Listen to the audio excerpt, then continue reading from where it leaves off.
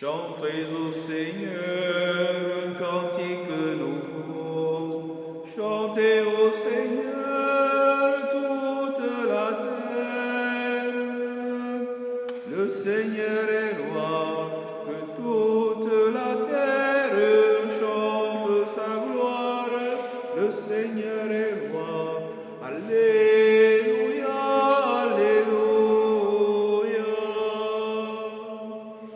Chers frères et sœurs, loué soit Jésus-Christ. Amen. Nous célébrons aujourd'hui la solennité du Christ, roi de l'univers, et nous méditons le second livre de Samuel, chapitre 5, des versets 1 à 3, le psaume 121, la deuxième lecture tirée de la lettre de Saint Paul apôtre aux Colossiens, au chapitre 1, des versets 12 à 20, et l'évangile de Saint Luc, au chapitre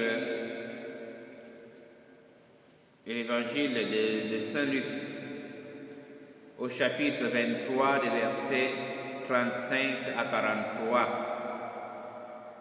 En rentrant sur le livre de Samuel, nous voyons que la royauté est liée au bon pasteur, parce que dans le livre, le peuple dira à David, à Hébron, nous sommes la chair de ta chair, les os de tes os.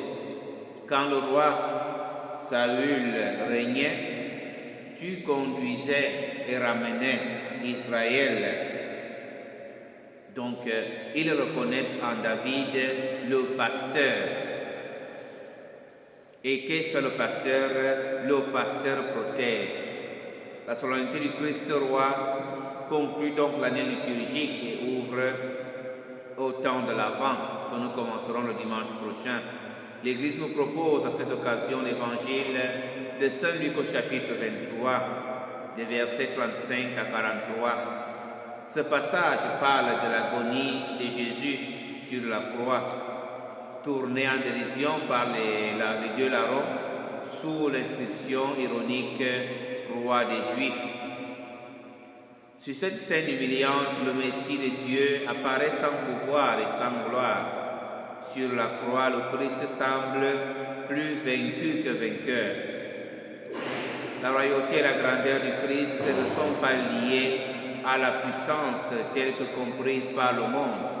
Commandement, puissance, oppression, droit de vie ou de mort sur les sujets. Mais l'amour de Dieu. Par cet amour, le Christ s'est abaissé, il a assumé notre condition humaine, excepté le péché, et la condition jusqu'au niveau le plus misérable, subir l'injustice, la trahison, l'abandon, faire l'expérience de la mort sur la croix, style de mort réservé aux brigands. La royauté du Christ signifie alors la capacité d'aller jusqu'aux limites de l'univers pour manifester son amour à tous les vivants. Saint Luc fait donc ressortir dans cette page de l'Évangile cet amour miséricordieux de Jésus, capable de tout endurer pour nous sauver. La conversion de l'un des larrons dans cette scène et la promesse du paradis sonne comme la prémisse de la victoire du Christ et de son mystérieux royaume. Le Christ est roi parce qu'il est bon pasteur. Il est capable de donner sa vie. Il est capable de frapper la poitrine pour affronter toutes les menaces envers son troupeau. Aujourd'hui, tu es chef d'État, tu es Premier ministre, membre du gouvernement, chef militaire, prêtre, évêque, pape, cardinal, chef de famille, chef d'entreprise. Est-ce que tu es capable de te frapper la poitrine pour sauver ceux pour qui tu as la charge? Ou alors tu dis, armons-nous et allez. Continuer à dire que le peuple souffre et dire à nos enfants de sortir dans les rues pour aller manifester, ce n'est pas juste, ce n'est pas ça le pasteur. Le pasteur marche au-devant du troupeau pour le protéger.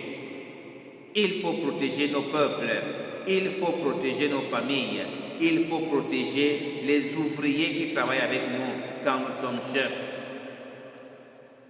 Il y a le psaume 96 qui parle, le Seigneur est roi, exulte la terre, joie pour les îles sans nombre. Il y a le psaume 92, le Seigneur est roi, il s'est vêtu de magnificence. Il y a le psaume 145, d'âge en âge, le Seigneur régnera.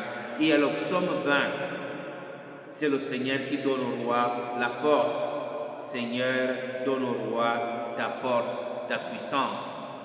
Demandons donc la grâce au Seigneur aujourd'hui de jeter son regard bienveillant sur tous ceux qui nous dirigent pour qu'ils aient les mêmes sentiments de bon pasteur pour nos peuples.